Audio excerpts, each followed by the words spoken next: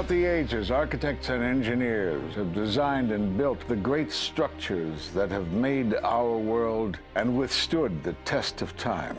Hi, I'm Ed Asner. Welcome to Architects and Engineers. Let's look now at modern steel frame buildings.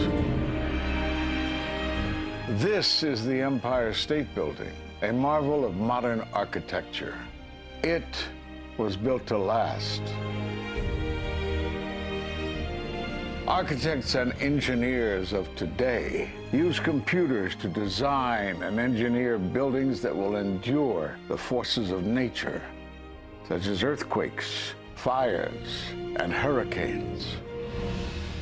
This modern skyscraper was also built to last.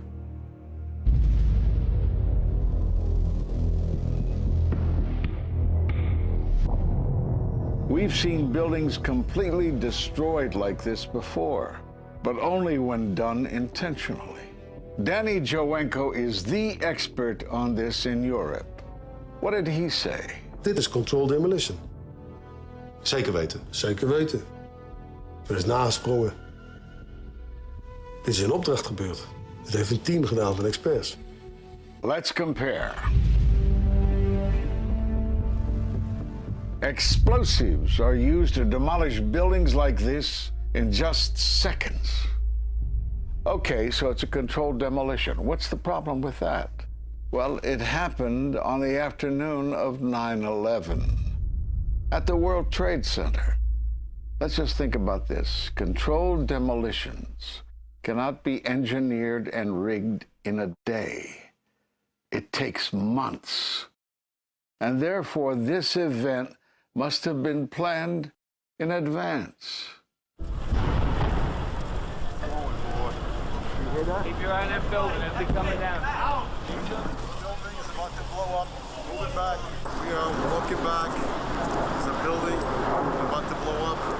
Did they actually use the word brought down, and who was it that was telling you this? The fire department, and they did use the word, we're going to have to bring it down. And these people heard explosions. We heard this sound that sounded like a clap of thunder. It looked like there was a shock wave ripping through the building, and the windows all busted out. About a second later, the bottom floor caves out. The building followed after that. He takes his hand off, and you hear 3, 2, 1, and it was boom, boom, boom, boom, boom. And these reporters recognized it as a controlled demolition. And I turned in time to see what looked like a skyscraper implosion. It looked like it had been done by a demolition crew. The whole thing just collapsing down on itself. For the third time today, it's reminiscent of those pictures we've all seen too much on television before, when a building was deliberately destroyed by well-placed dynamite to knock it down. It was almost as if it were a planned implosion. It just pancaked. So what's the problem if this was a planned demolition? Well, we are told by government agencies that this building came down as a result of normal office fires. The National Institute of Standards and Technology produced their final report in 2008. World Trade Center 7 collapsed because of fires fueled by office furnishings. It did not collapse from explosives or from fuel oil fires. But what do you think brought down the building? And what caught my eye is more than 1,300 architects and engineers examine the evidence about Building 7's collapse and disagree with the official report issued by the National Institute of Standards and Technology. I certainly am much more open-minded about it than I was, and it is because of the involvement of the 9/11 families and all these engineers and architects. You are about to hear from architect of 23 years, Richard Gage, AIA, member of the American Institute of Architects and founder of Architects and Engineers for 9/11 Truth. Now there are more than 1,500 architects and engineers who say that it could not have been brought down by office fires. They are backed by 9/11 family members who are calling for an independent, unbiased investigation. I'm Richard Gage. Fires have never before caused the collapse of any skyscraper. even though there are numerous examples of much hotter, larger, and longer-lasting fires in these buildings. And in the case of Building 7, the fire that NIST said started the collapse had actually burned out over an hour before. It could not have caused the collapse, as NIST claims. Yet this 47-story, modern steel-frame skyscraper, which was not hit by an airplane, collapses mostly into its own footprint like a house of cards, as fast as a bowling ball falling off the side of the building, in just under 7 seconds. Listen to the experts.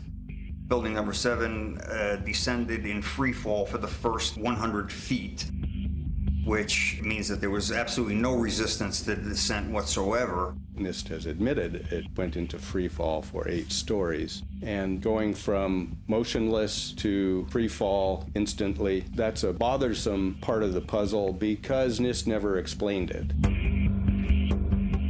We've got a building that came down in its own footprint, so all of the columns really needed to be severed at the same time in order for that structure to fall the way that we saw. The symmetry is the smoking gun. The whole building completely comes down in one continuous motion. There couldn't have been any structural resistance. According to NIST, the failure occurred at column 79 on level 12. They're talking about a single columnar collapse or failure that resulted in a total collapse of the building. It is possible that you could have a local failure as a result of a connection failing. But the likelihood of that failure dragging the entire building in such a fashion that all the columns would fail at the same time is an impossibility. Impossibility? Yes. What I saw, it was a classic implosion. The center of the core, the penthouse area, starts to move first, and then the building follows along with it. I'd like to know why NIST excluded the document from FEMA in Appendix C that documented the evidence of melting steel. Why is this forensic evidence not being included in the report? In an office fire, you cannot generate enough heat to melt steel. And yet we have evidence of molten iron. R.J. Lee Company, USGS, and Dr. Stephen Jones's work, all three separately found these microspheres. In the dust, we found what we characterize as unreacted thermitic material in the shape of some very tiny red-gray chips, which have different properties, and in the reaction they produce molten iron, which is the prime indication of a thermitic reaction. And such a reaction can be used to destroy steel structures.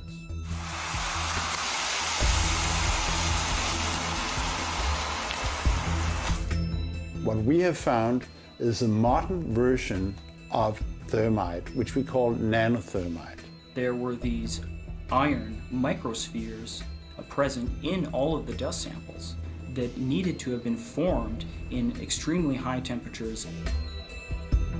I've independently seen thermitic activity within 2 separate independent samples of World Trade Center dust. My contention, based on finding thermite residue in the dust, is that it happened before. It didn't happen after in the fires that ensued in the rubble pile afterwards. All the characteristics of the microspheres tell me that thermite was involved in melting those steel beams. So thermite, if it was present at the World Trade Center and created this molten metal that so many witnesses and photographic evidence shows, would also explain the fact that the fires could not be put out at Ground Zero. The only thing that is consistent with all of the evidence that we have that could cause such a thing is the use of thermite to cut through the steel.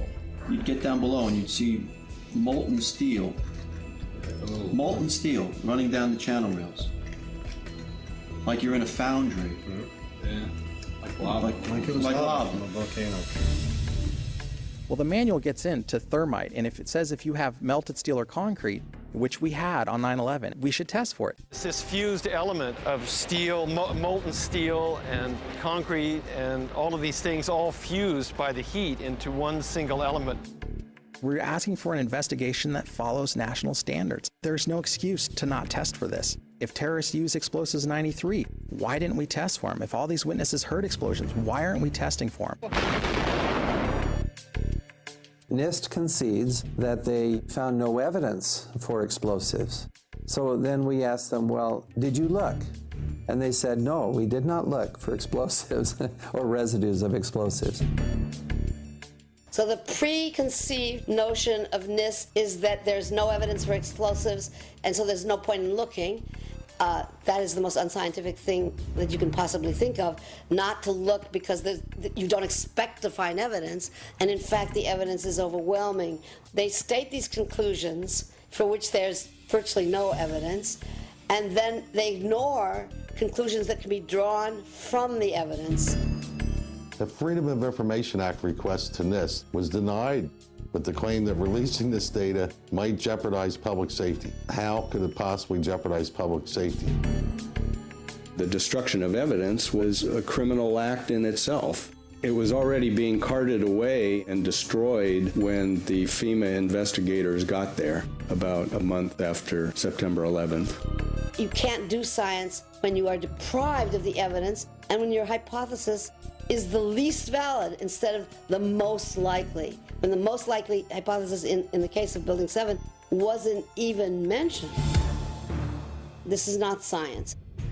The scientific forensic evidence, ignored by NIST, but carefully reviewed by teams of technical professionals, corroborates the hypothesis of explosive-controlled demolition. We've traveled to 21 foreign countries and 32 American cities, bringing this evidence to the attention of the public. And we're backed by 9/11 family members and other concerned citizens who are calling for an independent, unbiased investigation. I'm a family member trying to find out the answers to the murder of 3,000 plus people. The bottom line is that it needs to be investigated properly. Please look at architects and engineers. People all around the world, scientists all around the world are questioning this. And there's some deep, deep explaining to do. It took some kind of consciousness raising on my part before I was willing to look at the possibilities. And really, you need to go where the evidence leads.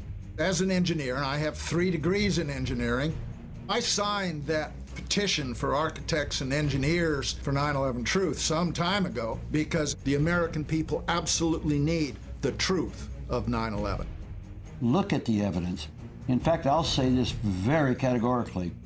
Any reasonable person who looks at the evidence that's been brought forward has got to come away with the feeling that something has to be done, a real investigation has to be put forward.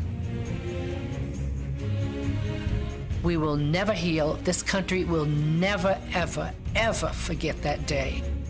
We have to demand a new investigation. I want justice here. The country owns this. We were all victims. You all should want answers. It's not just ours, not just mine. We all lost something that day. It's distressing for everyone to come to terms with this evidence. But we must pursue the truth wherever it leads. Look at the evidence and decide for yourself.